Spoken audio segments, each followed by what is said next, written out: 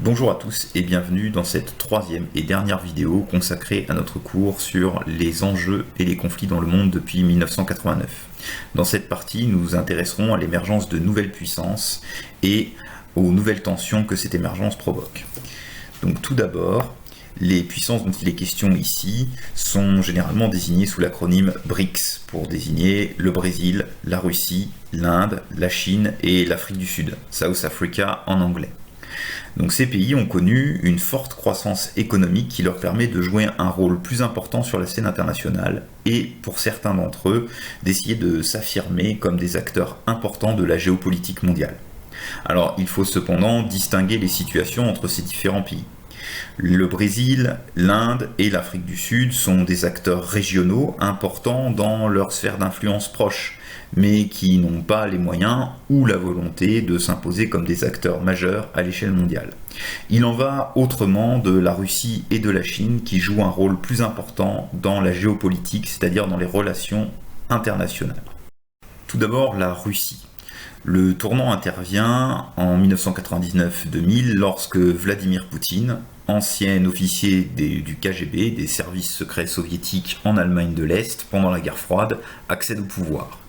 Après des années 1990 chaotiques et très difficiles économiquement, socialement et politiquement, la Russie cherche à se relever et à jouer de nouveau un rôle de puissance à l'échelle internationale, afin de venger l'humiliation de la défaite de la guerre froide et de retrouver une influence certaine dans sa sphère d'influence, ce que les Russes appellent l'étranger proche, les régions qui entourent la Russie, notamment les anciens pays membres de l'Union soviétique.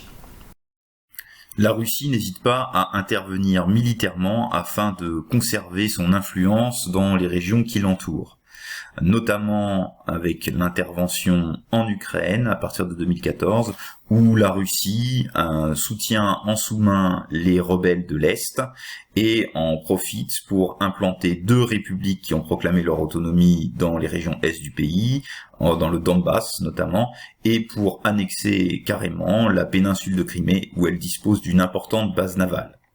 Ensuite, la Russie intervient dans le Caucase et d'autres régions périphériques. Plus loin de ses frontières, la Russie se réaffirme comme un acteur international important. Elle profite du conflit syrien pour montrer son importance stratégique en soutenant activement le dictateur Bachar el-Assad dans la répression de l'opposition et des rebelles dans le pays. Elle affirme ainsi sa capacité à intervenir à l'étranger au-delà de ses simples frontières. D'une manière générale, la Russie cherche à contenir l'influence des Occidentaux, États-Unis et Américains, car elle craint un encerclement de leur part. Depuis la chute du bloc soviétique et des républiques populaires d'Europe de l'Est, qui étaient soumises à Moscou, l'Union européenne et l'OTAN se sont en effet rapprochés des frontières de la Russie et sont maintenant à son contact, notamment à travers les pays baltes, Estonie, Lettonie et Lituanie. Donc la Russie se sent sous pression et cherche donc à maintenir son influence face à ce qu'elle identifie comme une menace. La Russie est donc un acteur important de la politique internationale depuis les années 2000. Elle dispose d'une influence diplomatique et d'une puissance militaire assez importante. Cependant, le niveau de son économie, avec un PIB équivalent à celui d'Espagne, ne lui permet pas de constituer un candidat sérieux pour rivaliser avec l'hégémonie, la toute-puissance américaine. L'écart est trop important entre les deux pays, ce qui pousse la Russie à se rapprocher de nouveaux partenaires. En effet, la Chine constitue, elle, un candidat bien plus sérieux pour contester la puissance états-unienne.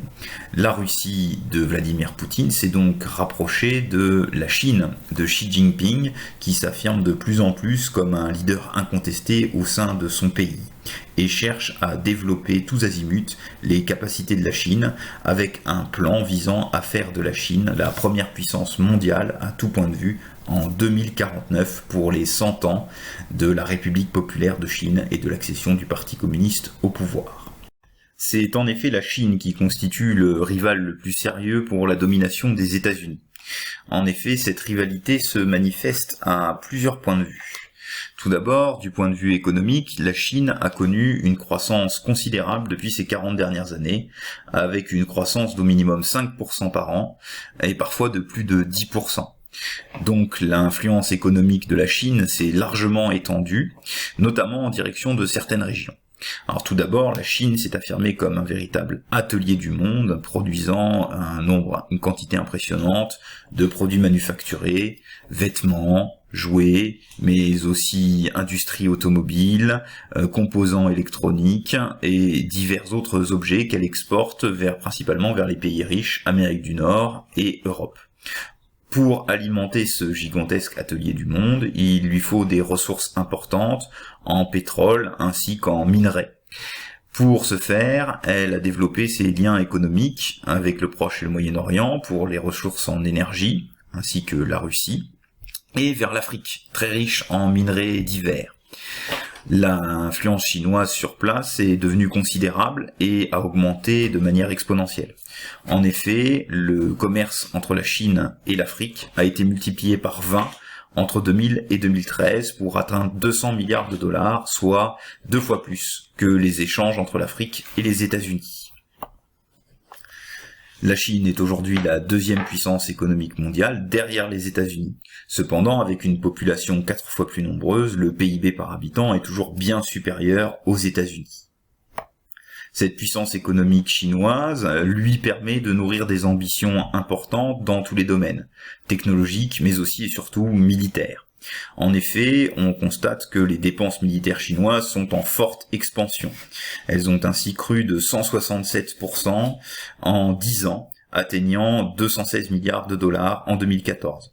On est cependant loin du premier budget militaire mondial, les États-Unis, qui, avec 610 milliards de dépenses militaires la même année, dépensent à eux seuls plus que l'ensemble des pays du monde réunis.